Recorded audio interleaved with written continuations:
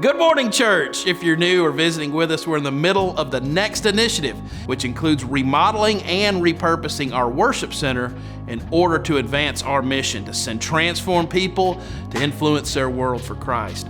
We're going to hear more about that today as Danny gives us a next update. Kelly tells us about an upcoming service project for our community, and we have a story to encourage you to live sin. Let's go.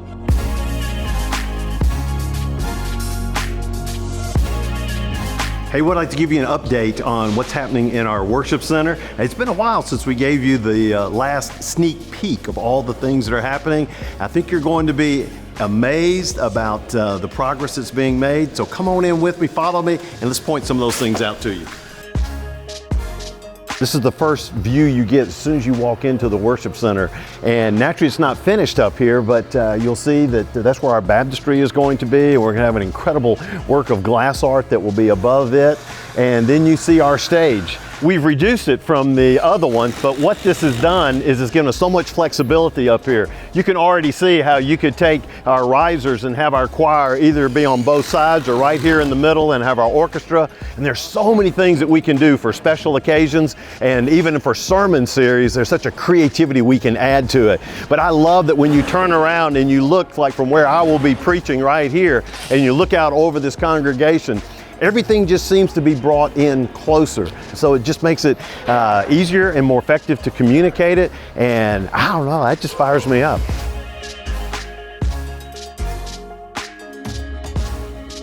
Hey, I'm sitting in the fan bank and I'm sitting on our new pews. One of the first things you'll notice is we've got cushions on the back, which I think will help us with our worship experience. The other great thing about being right here is I can see my sight lines have so much improved. No longer am I looking at just a wall in front of me. Now I've got a clear view to everything that's happening on the stage and a clear view to the one who's preaching.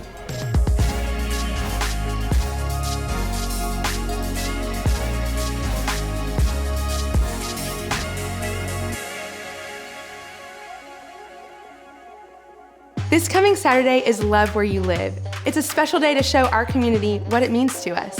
This year, we need your help with serving Vestavia City Schools as they prepare for the upcoming school year and complete the area-wide reorganization plan. You can get involved as a Sunday school class, a family, and individually, and it's not too late for you to sign up. All you have to do is go to shades.org/volunteer and register today.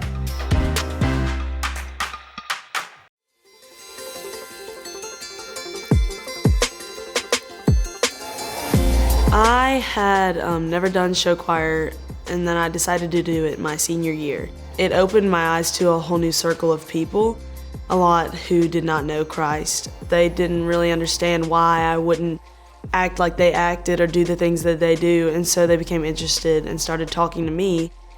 I knew that those people wouldn't trust what I was saying until I truly showed that I cared for them first.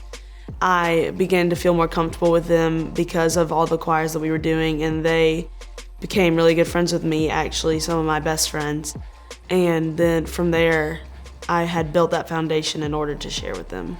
One of them actually started to ask me questions about Christ. His grandmother was very ill.